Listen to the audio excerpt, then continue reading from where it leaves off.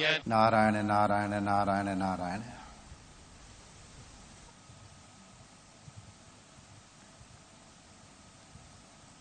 श्रीमद् भागवत के प्रमाण से और इतर शास्त्रों में भी सत्संगति सेवधि नृणाम,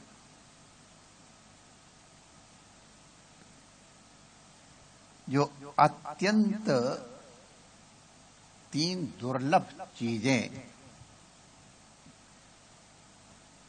भगवान आदि शंकराचार्य जी के मत में हैं,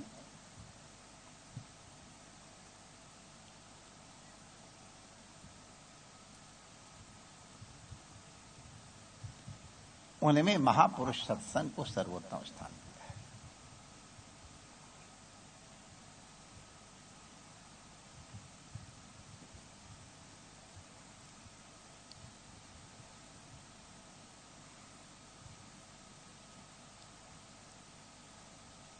सत्संग का मतलब प्रवचन सुनना नहीं है।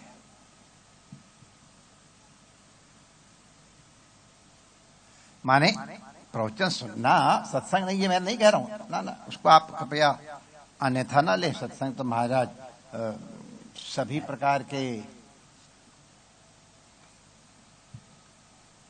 परम लाभों का द्वार है, लेकिन प्रवचन में बैठ जाने का नाम सत्संग नहीं है, उसका नाम श्रवण भी नहीं है। सत्संग का तात्पर्य है आप अपने आप को सत्य के साथ जुड़ा हुआ समझ लो।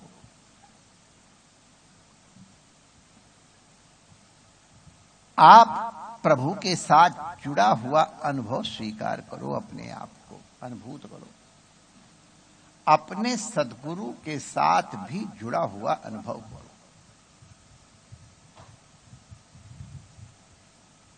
जहां पर गुरु है वहां तुम बैठ जाओ,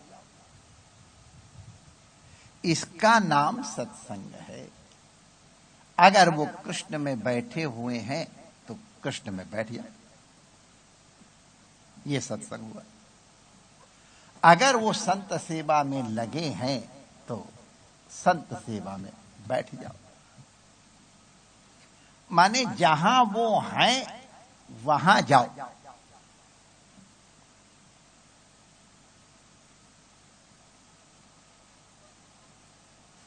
तात्पर्य है कि अपनी मानसिकता को उनके साथ युक्त कर लो। इसका तात्पर्य है कि आपकी समस्त इंद्रियां और अंतःकरण चतुष्टय इनका संग होना चाहिए, युक्त होना चाहिए। वक्ता के साथ, व्यास के साथ, सद्गुरु के पास, अपने इष्ट के साथ। इसका नाम सत्संग हुआ।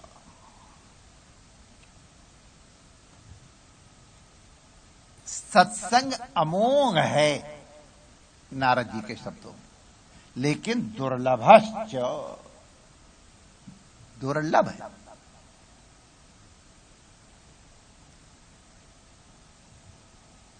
हनुमान जी, तुलसीदास जी कहते हैं कि सत्संग सबको सबई सुलभ, सब दिन सब देजा।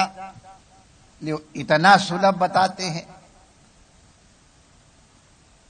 और फिर कहते हैं कि सत्संगति दुर्लभा। भगवान जगत गुरु शंकराचार्य जी भी कहते हैं कि दुर्लभा। तीन चीजें दुर्लभ कहीं भगवान शंकराचार्य जी ने, आदि शंकराचार्य जी ने। दुर्लभम त्रयमे वेत देवानुग्रह कारकम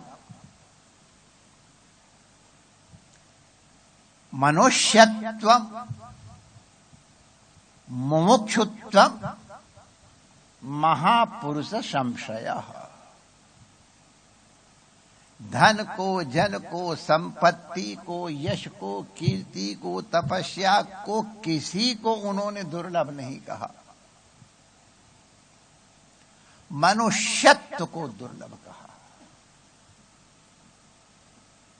मनुष्य दुर्लभ नहीं है, मनुष्यत्व दुर्लभ है। मनुष्यत्व माने जो मनुष्य के लिए स्वाभाविक गुण हैं, जो मनुष्य से अपेक्षा किए जाते हैं, वो गुण यदि उसमें है तो वो मनुष्य है। अन्यथा तो हमारे शास्त्रकारों ने बिना सींग और पूंछ के पशु कह दिया उनको।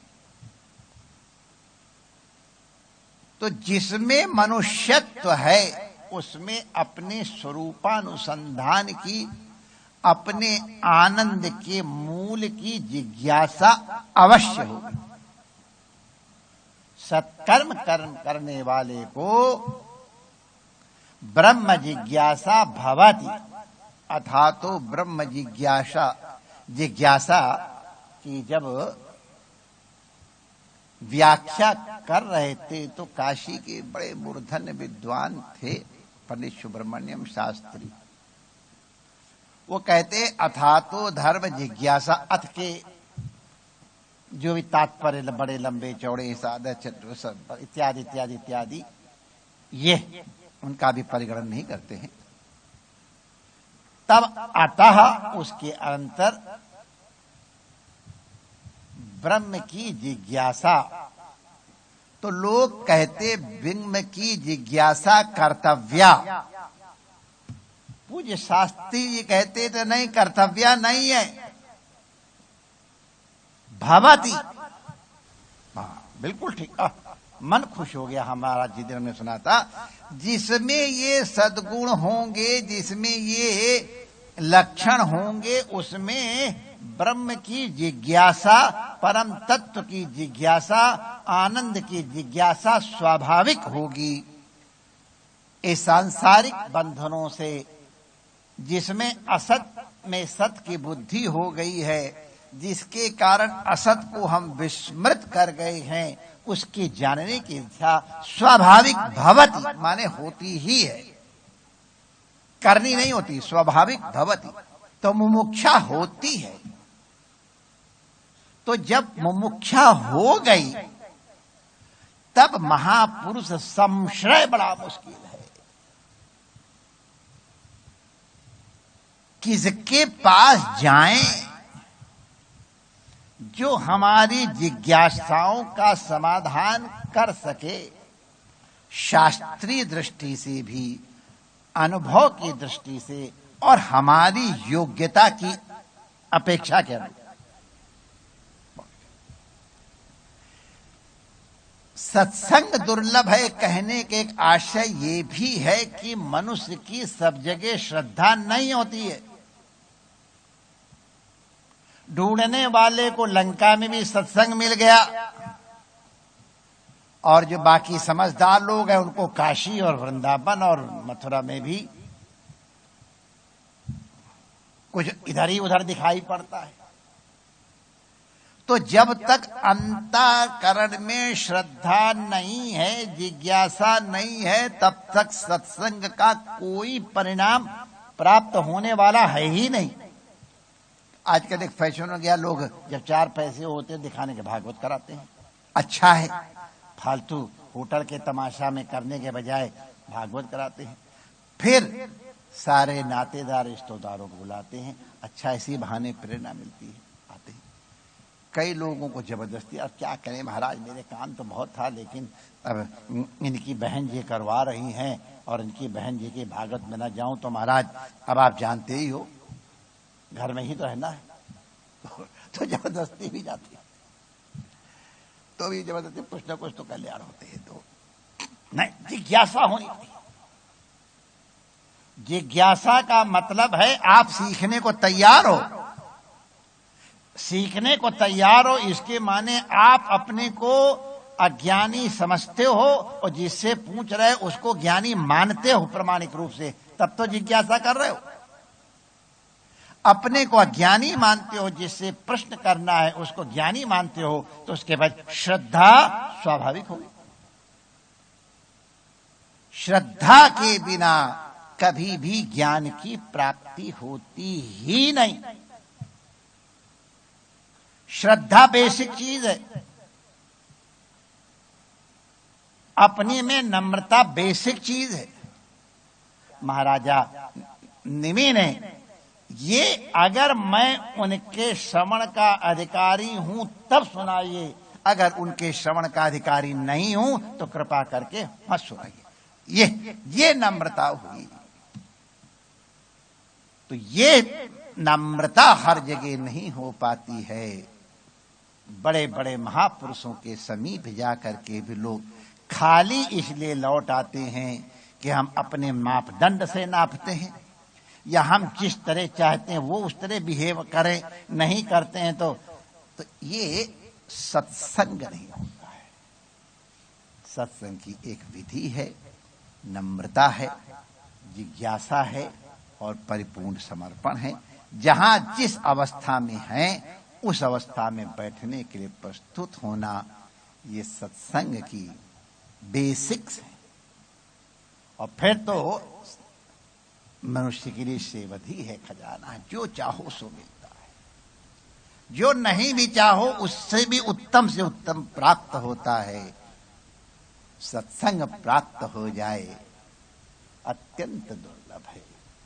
इसीलिए जगत गुरु भगवान शंकराचार्य जी ने कहा, संसार में 3 चीजें दुर्लभ हैं, मनुष्यत्व, मुमुक्षुत्व और महापुरुष संशय। श्री शंकराचार्य जी के इन शब्दों के अनुरूप हम अपने जीवन का और अपने व्यवहार का मूल्यांकन कर आत्मकल्याण के भागी बने। इस निवेदन के साथ पूज्य संतों महापुरुषों के चरणों में वंदन, आचार्य जी से ऋषि कुमारों को अभिनंदन। परमात्मा सबका मंगल करे। जय श्री कृष्ण।